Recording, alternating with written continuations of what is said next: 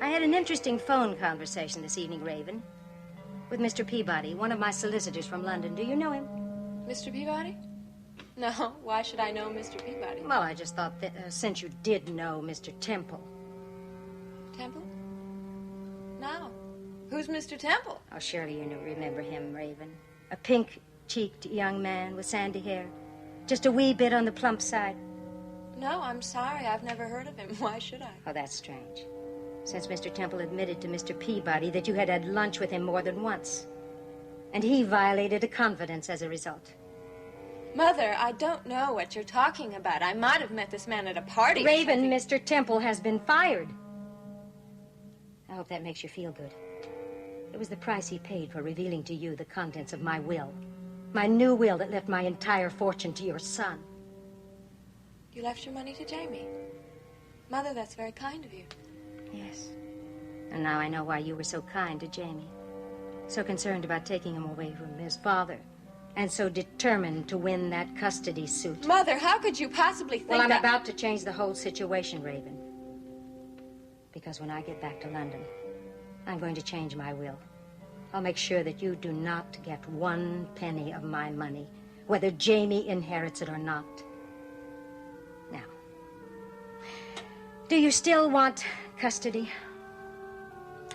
Someone has been lying to you. Obviously, Mr. Peabody. No, it was not Mr. Peabody, I assure you. And Temple admitted the truth. All right. So I did have lunch with Mr. Temple. What's wrong with my being curious about my future? It was Jaimie's future you were curious about. You never had the slightest interest in your own son until you learned he was going to be my heir. No. You left him here in Monticello and came to London. You had no intention of even seeing that boy again. That is a lie, and you've obviously been talking to Logan. I have never met Logan, but I can tell you sight unseen that he will make a better parent than you could ever be. So you're going to rob Jaimie of his entire inheritance just because you're angry with me? No. There's still no one I would rather see get my money than Jaimie. Huh. Certainly not Ansel. No, Raven. Jaimie Swift will inherit everything on the day that he reaches 21 years of age. 21? And until that time, there'll be no way you or he could touch 1 penny of that money. And by the time he's that age, my dear, I'm sure he'll know only too well what kind of mommy he has.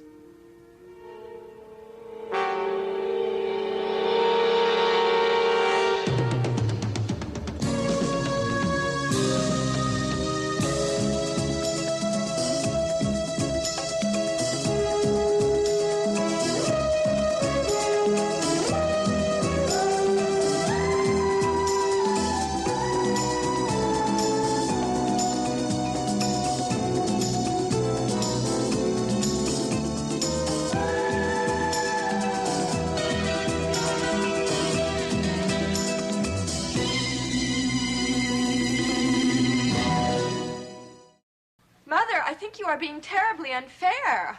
I mean, I don't want this money for myself. Of course, I have Daddy's trust fund. I want it for Jaimie, for his future, his education. Oh, Raven. You're still as transparent as glass. I've told you my decision. It's final. Jaimie gets nothing until he's old enough to handle money. Oh, Mother, if you knew what I have been through, how much I have suffered. Yes, I have a pretty fair idea of what you've been going through to get that little boy in your clutches. Well, you got what you wanted, Raven. But I'm pretty sure you won't want your prize anymore. But...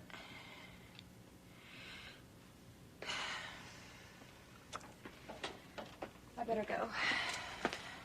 I'll come by your place tomorrow and pick up my things. Assuming you have your medical reports by then. Well, Dr. Stewart assures me I will. Well, let's hope it's nothing trivial.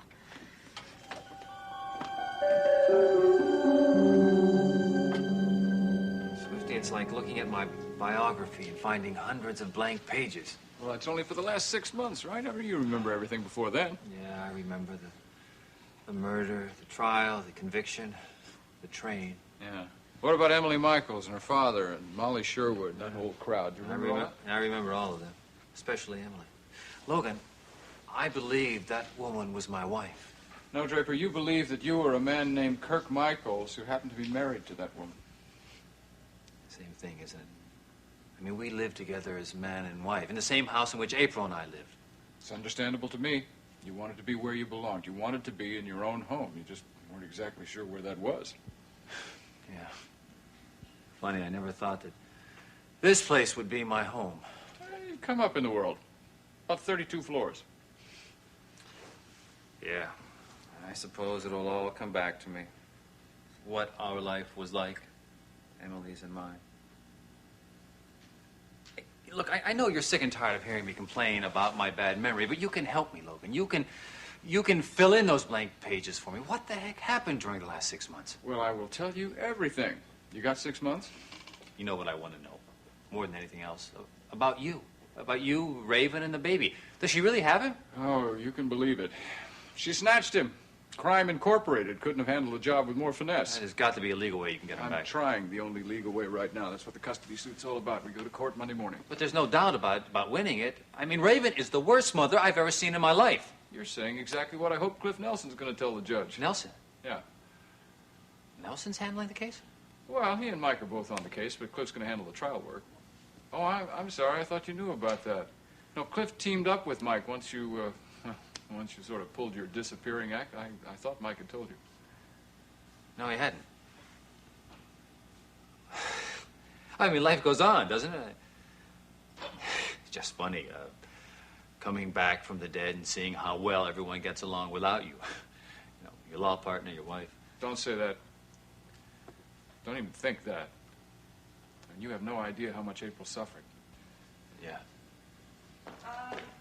Excuse me, and I'm very sorry that it took so long by Berlin. Well, let me help. Draper, you sit down and take it easy. Logan, would you take that coffee? Thank you. Okay. Oh, well, have you two been catching up? More or There you go. less. You want to cut this? Sure. Yeah, I guess it would take about 2 or 3 days for you to catch up on everything, huh? Yeah, Logan and I were talking about the custody trial. Oh. Look, you gotta be calling witnesses if you want to. You've got them, got willing ones right here. Oh, no, you don't. You are in no shape to get on a witness stand. That's true. All the attorney would have to do is say, where were you on the night of June 25th or any other night for the last 6 months? And there goes my credibility. I can prove my case without witnesses. You have a witness, Logan. You have me. Do you remember that letter that Raven gave us? You know, telling us that we could raise Jaimie as our own son? Oh, yeah. Yeah, that's all we need, right? That letter's going to prove she has no interest in the kid. Letter's gone. What? Yeah, I'm afraid Raven got her hands on it, and that was my fault. Now, that's not so. Well, I think it was my fault. And in any case, I'm going to get on that stand, and I'm going to tell that judge exactly what Raven intended when she gave us Jaimie. I don't want you to testify. There's just no point in it. Raven will insist that you're lying. But why would April lie? I mean, how could they establish a prejudice? Well, friendship, I guess.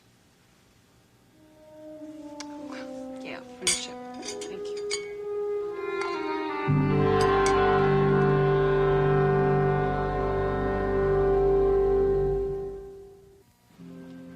Jody, what do you think? About what? About my new blouse. Of course, you have no way of knowing that this is a new blouse because you don't know what most of my old blouses look like. Well, it looks terrific. You always look terrific.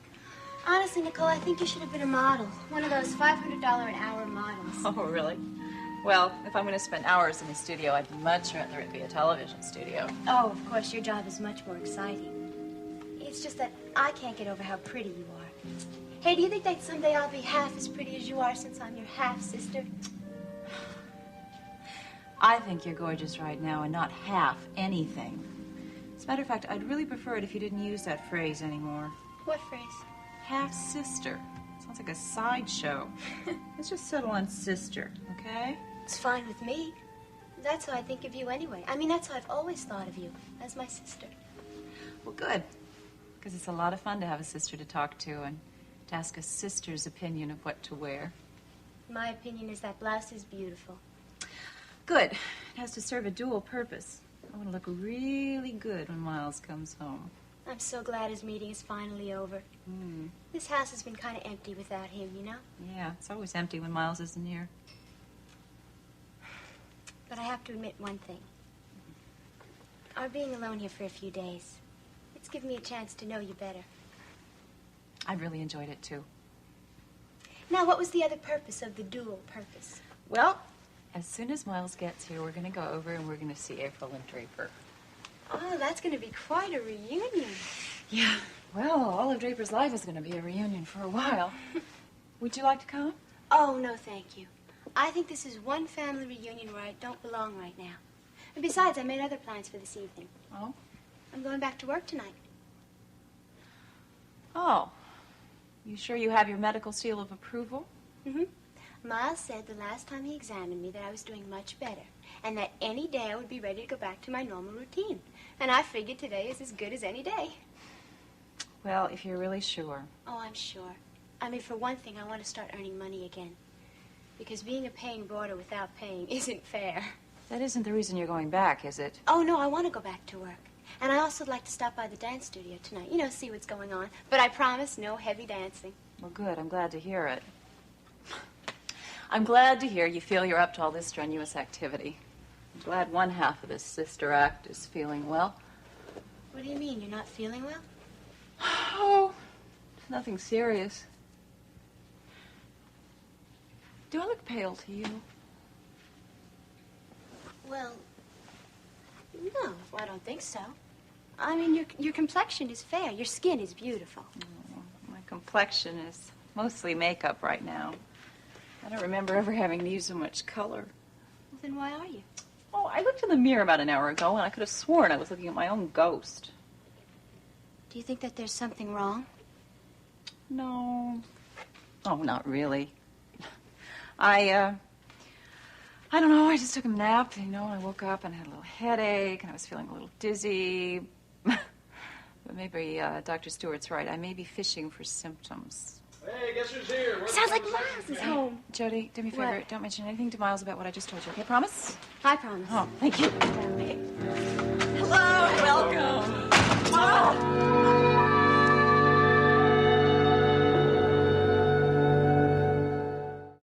Well, I'm sorry I have to leave the minute you get No, home. that's all right, Jody, as long as you're sure you feel up to rejoining the labor force. No, I feel like a whole new person. I really do. I never knew pampering was a cure for anything. Pampering, huh? There is another word for it, you know. Yes, well, I can think of another name for it. Well, I'll see you both later. Yeah, don't work too hard, and don't dance too hard either, okay? I won't. Bye-bye. Bye. Alone at last. Hey, you know what? You're not going to like this, but I told April that we would go over immediately the minute you got home. And I don't need to rush you, but I'm real anxious to see Draper, okay? No, that's all right. I am, too. If you think doctors are blasé about miracles, you're wrong. This is one miracle I want to see in person. Oh, I talked to him again just a little while ago. His voice still sounds weak, but then he has been through a terrible ordeal. Well, you know something, as a matter of fact, your voice sounded a little bit weak this morning when I called you on the phone. Well, you caught me at a bad time. I just woke up. You sure that's all it is? Of course it is. Now, come on. Listen, wait a minute. I'm just as anxious to go there as you are. I'm also anxious to know that my wife is all right. For one thing, I couldn't get anything out of you about Dr. Stewart. You did go see him again, didn't you? Oh, of course I went to see Dr. Stewart, and I did tell you. He isn't the least bit anxious about me. He says I have some mild form of anemia, and that anemia can be caused by 100 different things. I know that. Most of them very minor. Some of them not so minor. I just would like to know into which category you happen to fall. Come on, let's go fall by the Scott penthouse.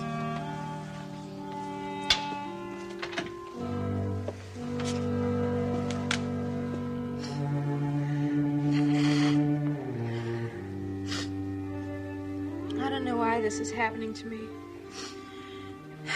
After all the planning, the manipulating, the maneuvering, the sacrifice. Sacrifice? Yes, sacrifice. I think I enjoyed having millions of diapers and tons of baby food all over the house. My whole life's been centered around that little boy.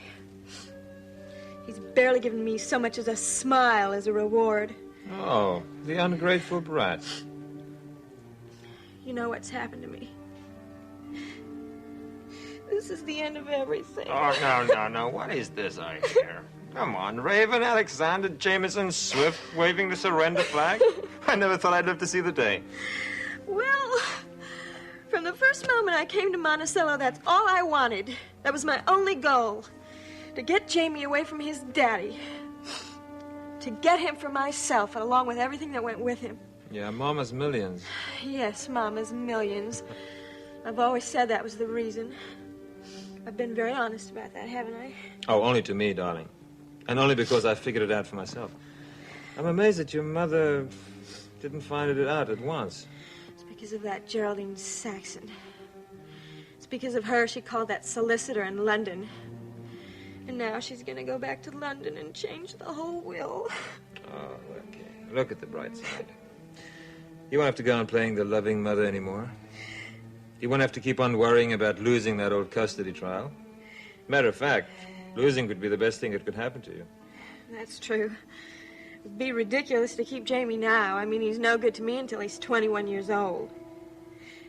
So why don't you let Logan have the pleasure of his company? At least for the next 21 years. Maybe you're right. Good. What do I get for being right?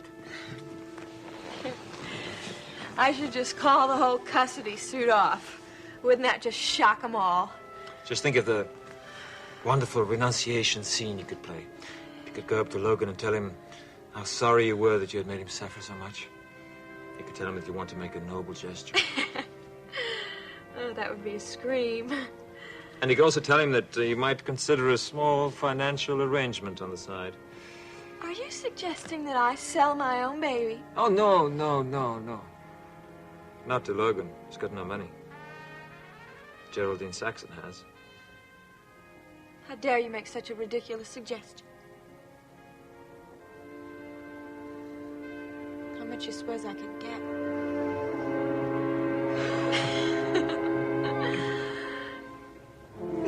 He's real wild. He's all in flesh and blood, honest. Yes, a few less pounds of flesh and blood, but a couple of weeks of home cooking ought to fix that, don't you think? There's so much I want to tell you, and there's so much we want to hear. Well, we've been talking about a lot of things since I got back. One of them has been Emily Michaels. You know, since that business up at Playland Park, she had a complete breakdown. Oh, no. She's in the psychiatric ward of Monticello General. April and I want to have her transferred to that new wing. What is it? The Hathaway Pavilion. Right, yeah. Yeah, that's the best facility in the state. She'll be well taken care of. You know, Draper, that this breakdown may just be temporary. Emily's been through so much lately. It's possible that she was always unstable. But I'm not willing to assume that, Logan. Look, let's face it, she had a severe shock, worse than mine. When I got my memory back, I found my life. She lost everything. Yeah, that's true. Emily lost her husband, and Draper found his wife. You know, though, I wouldn't be surprised, though, if you too felt, well, as if you lost something. It's only natural, isn't it? Excuse me, I'll get it. Hello. Oh, hello, Raven. Oh, is it really? Oh, but, hold on a second. It's for you. Lucky me. It appears as though Raven has tracked you down. You want to use that phone over there? Okay, fine. I'll make this as brief as possible. Excuse me. What is it, Raven? Logan, could you come have a drink with me tonight? No. Logan, please, come have a drink with me. If you do, there may not be a need for a custody case.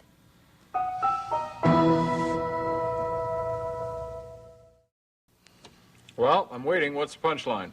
Logan, I've had a thought, and I think it might be the answer to all our problems. Raven, you never offered anybody a deal in your whole life that wasn't 100% in your favor. This deal is 50-50. You get what you want, I get what I want, and everybody's happy, including Jaimie, okay? I'm just not going to fall for any more of your Logan, tricks. it's not going to hurt you just to talk to me. Okay. All right. 1 hour at Armando's, all right? Make it an hour and a half. Okay, an hour and a half. See you then. Okay. Well, you sound as if you won the battle, but you look as if you lost the war. Haven't I? Doesn't he like your idea? What if he doesn't? Well, you have to keep trying. Oh, God. I can just hear him when I tell him the deal. He'll probably refuse to talk to Geraldine. Maybe I should call her myself. Shoot, tell him immediately. Everything seemed so terrific a few minutes ago, and now this whole plan seems stupid. Why everything was going so right, and now it's all so wrong. Don't worry, Raven. You always land on your feet.